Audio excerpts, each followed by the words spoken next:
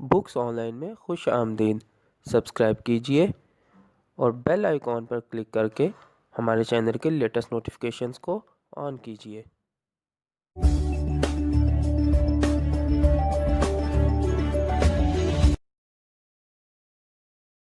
अऊज़ु बिल्लाहि मिनश्शैतानिर्रजीम बिस्मिल्लाहिर्रहमानिर्रहीम। आज हम मुमताज़ मुफ्ती की किताब अलीपुर के अली के 33वें हिस्से के साथ हाजिर हैं। इस वक्त हम इस किताब का जो चैप्टर पढ़ रहे हैं उसका नाम है दीवानगी। इस वक्त हम इस किताब के सफ़ा नंबर 281 281 पर मौजूद हैं। आइए शुरू करते हैं। दुखिया मैना। चाय बनाने के बाद जानू अपना खाना बर्तन में डालकर घर चली गई और वो दोनों उस दालान में अकेले रह गए। शहजाद के साथ अपने आप को अकेले पाकर एली का दिल धड़कने लगा, लेकिन उसके बावजूद शहजाद खामोशी से अपने काम में यूं लगी रही जैसे इसे एली के वजूद का इल्म ही ना हो। शहजाद। हर 2 मिनट बाद एली ज़ेर लब इसे आवाज़ देता, शहजाद। वो झुकी झुकी आंखों से जवाब देती, कहो क्या कहना है। उसकी आवाज़ में अजीब सी बेगानगी होती, जैसे वो शहजादी ना हो जिसने उस पर वो निगाह डाली थी। इधर देखो ना, वो मिन्नत से कहता। क्या देखूं? वो बेनियाजी से जवाब देती, क्या है देखने को यहाँ।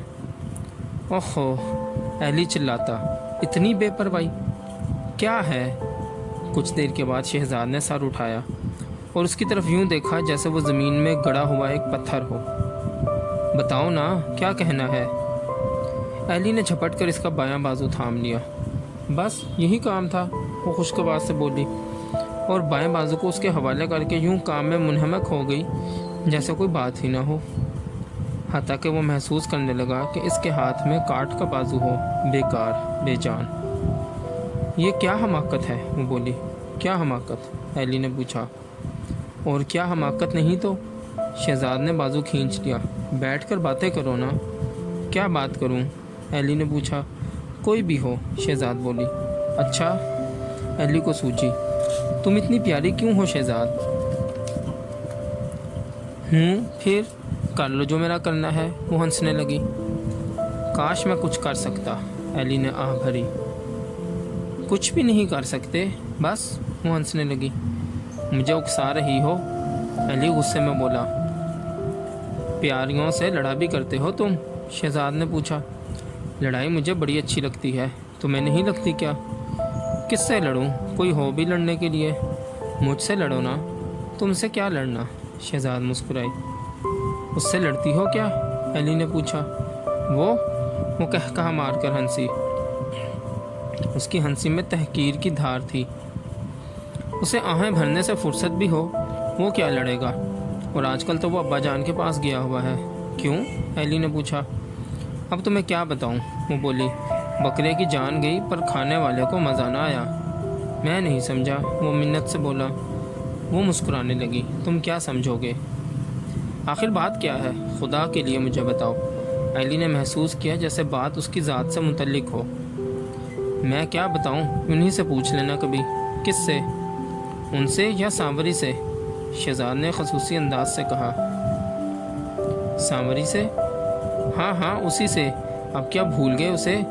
उन दिनों जब वो उस कोठे पर टहला करती थी और तुम उधर छत पर मुंह किताब पर रखे पढ़ने के बहाने बैठे रहा करते थे।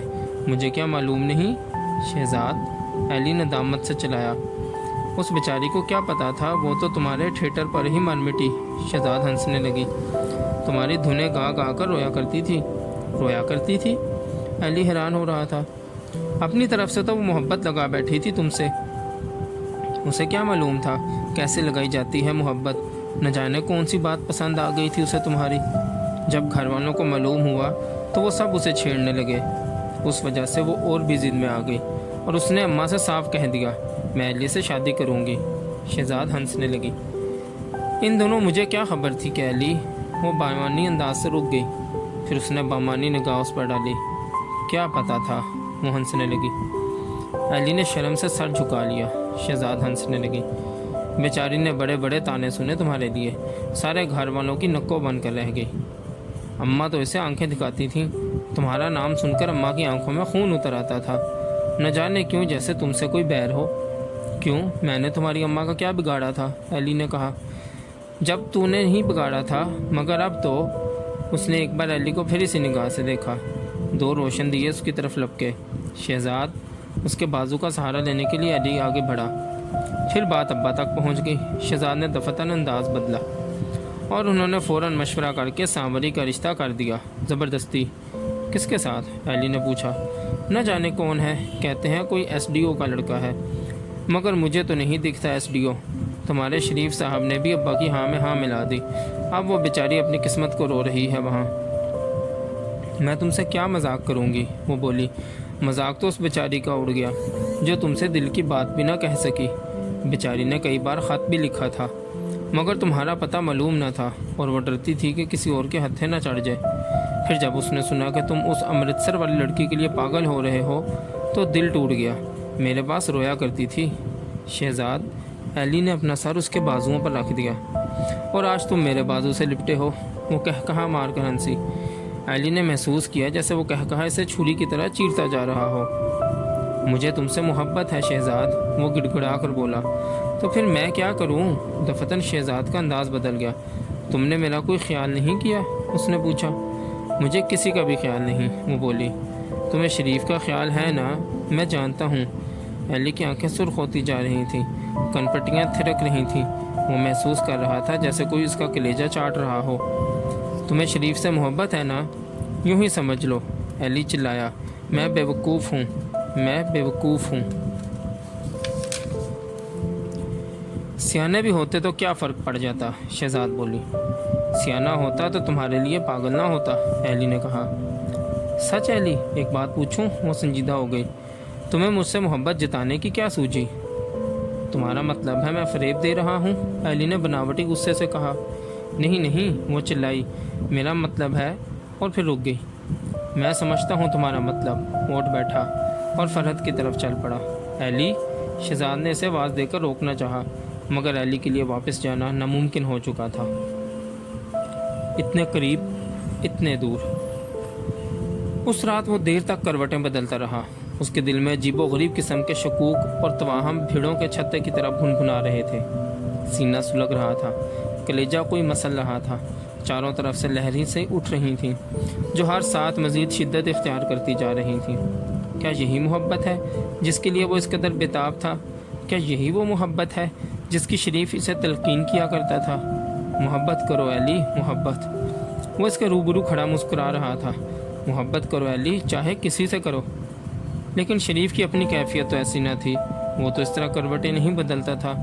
وہ تو بڑے اطمینان سے منہ میں حقے کی نئے لیے چھت کو تکتا رہتا تھا، اور اس کے ہونٹوں پر مبہم مسکراہٹ کھیلا کرتی تھی، اور اس کی آنکھیں گویا ہر وقت نشے میں رہتی تھیں۔ نہیں نہیں، یہ محبت نہیں۔ نہ جانے کیا ہے محبت؟ نہیں، محبت تو ایک خمار ہوتی ہے، ایک نشہ، ایک کیفیت۔ دراصل اسے شہزاد کے برتاؤ کے متعلق کچھ سمجھ میں نہ آتا تھا۔ کسی وقت تو وہ ایلی سے اس قدر قریب آ جاتی کہ وہ محسوس کرتا جیسے دونوں ایک جان دو قالب ہوں۔ اس وقت اس کے دل میں ایک سنسنی سی دوڑ جاتی، اور وہ محسوس کرتا جیسے وہ فاتح ہو، جیسے اس نے دنیا کی بہترین نعمت، بہترین لذت کو پا لیا ہو۔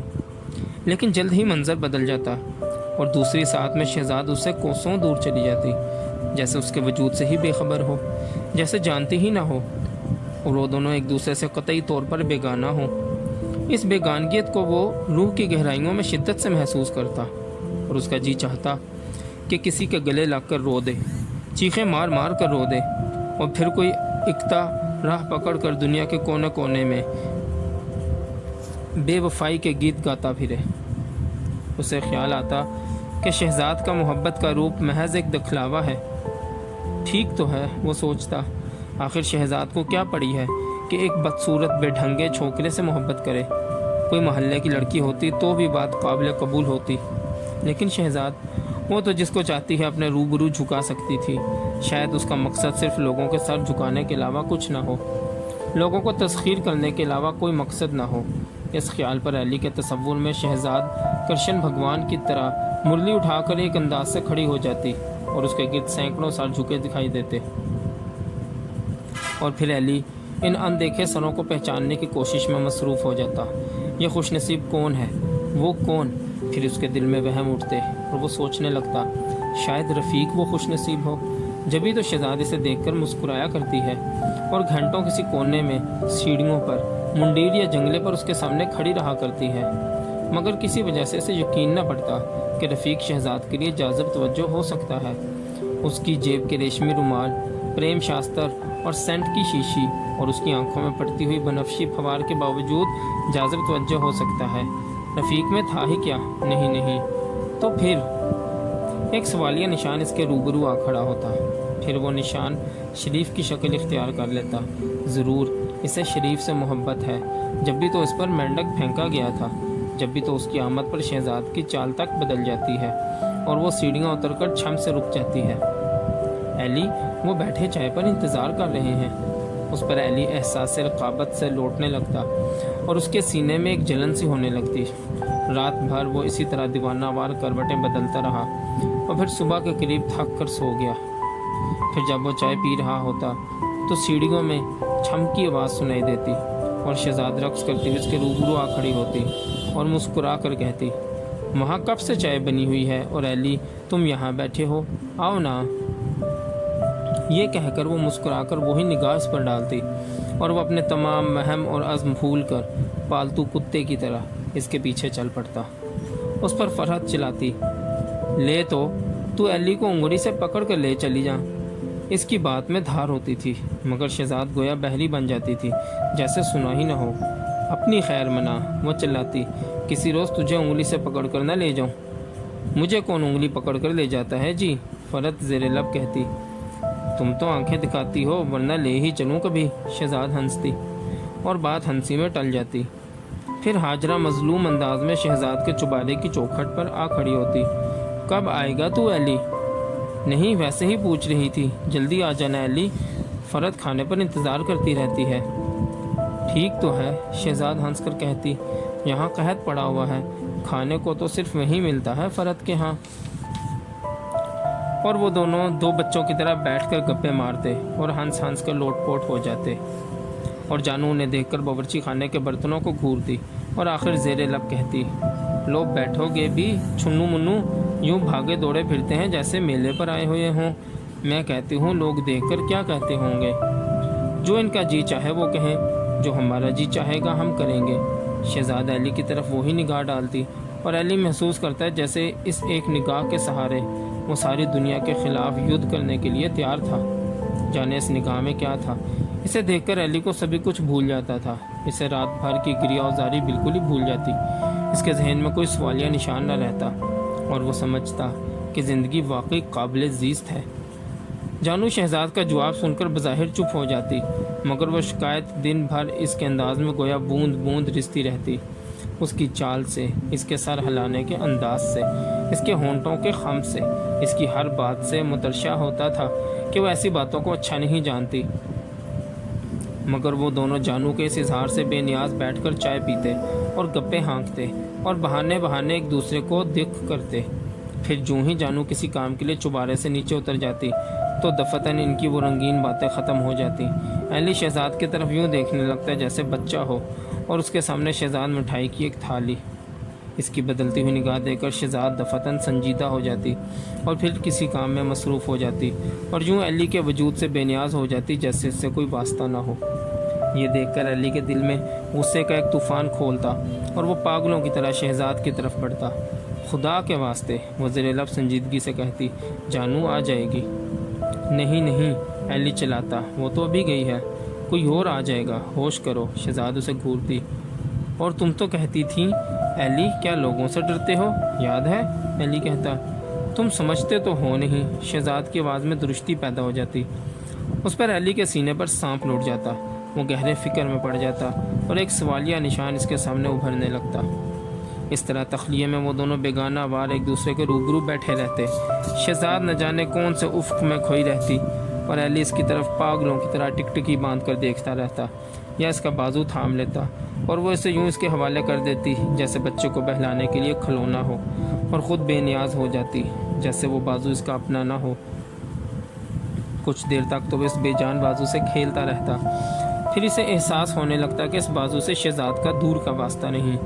پھر اسے ایک اضطراب گھیر لیتا اور وہ شہزاد کے قریب بیٹھ کر محرومی محسوس کرتا اور محرومیت کی وجہ سے یا قرب کی بنا پر کروٹیں بدلتا اور کوڑ کوڑ کر اپنی جان ہلکان کر لیتا، حتیٰ کہ کوئی آ جاتا اور شہزاد پاؤں کی چاپ سنتے ہی اس سے اپنا بازو چھڑا کر دور ہو بیٹھتی اور پھر ہنس ہنس کر باتیں کرتی، اس کی طرف خاص انداز سے دیکھتی، وہی انداز۔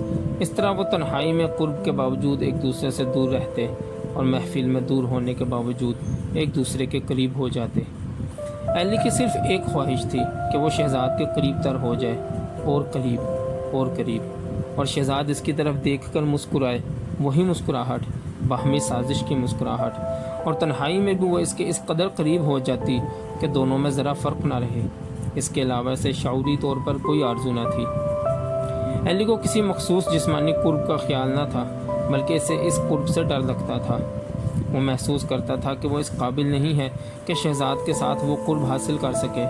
اسے اپنے آپ پر بھروسہ نہ تھا، اسے ڈر تھا کہ اگر اس قربت کی نوبت آ گئی تو وہ بری طرح سے ناکام رہے گا، اور پھر شہزاد کیا کہے گی۔ اس کے علاوہ ویسے بھی اسے ایسے قرب سے نفرت تھی۔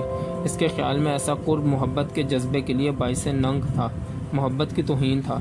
پھر شہزاد سی پاکیزہ دیوی سے نہیں، یہ کبھی نہیں ہو سکتا۔ اس خیال پر ہی اسے وحشت ہوتی تھی۔ صبح چائے پی کر وہ دیر تک شہزاد کے پاس بیٹھا رہتا، حتیٰ کہ مظلوم صورت بنائے ہوئے ہاجرہ نمودار ہوتی۔ ہے فرد کب سے انتظار کر رہی ہے کہ کھانا کھا لو، میں ابھی آیا کہہ کر وہ ماں کو ٹال دیتا۔ اس پر جانو بڑبڑانے لگتی، توبہ کیا زمانہ آیا ہے، اولاد کے دل میں ماں کا لحاظ نہیں رہا۔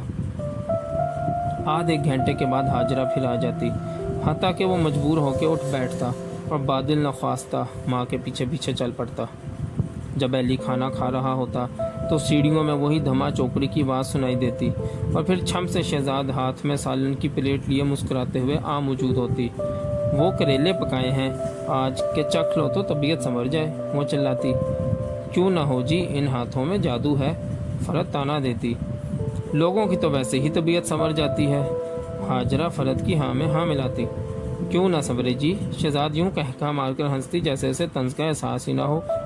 پھر شہزاد سیدھی ایلی کے پاس پہنچتی اور پھر چوری چوری وہی مسکراہٹ چھلکا کر زیر لب کہتی، بھاگ کیوں آیا ہے تو؟ پھر آواز بلند چلاتی، لے کھا کر دیکھ، اپنی انگلیاں نہ چاٹ لیں تو۔ اس وقت چپکے سے شہزاد کا جناتی ہاتھ ایلی کے پہلو سے نکل کر اس کا گال سہلاتا اور ایلی کی آنکھوں تلے تارے ناچنے لگتے۔ وہ کہا مار کر ہنستی، دیکھ لے فرد، ایک ہی لقمے میں آنکھیں ابلائی ہیں ایلی کی۔ فرد زیر لب کہتی، نہ جانے کیسا لقمہ دیا ہے تم نے، یہی تو ایک راز ہے۔ شہزاد نظر بچا کر ایلی کے منہ پر ہلکا سا تھپڑ مار کر کہتی، یہ کیسے بتا دوں؟ اچھا میں چلی، اور وہ بھاگ کر سیڑھیوں میں غائب ہو جاتی۔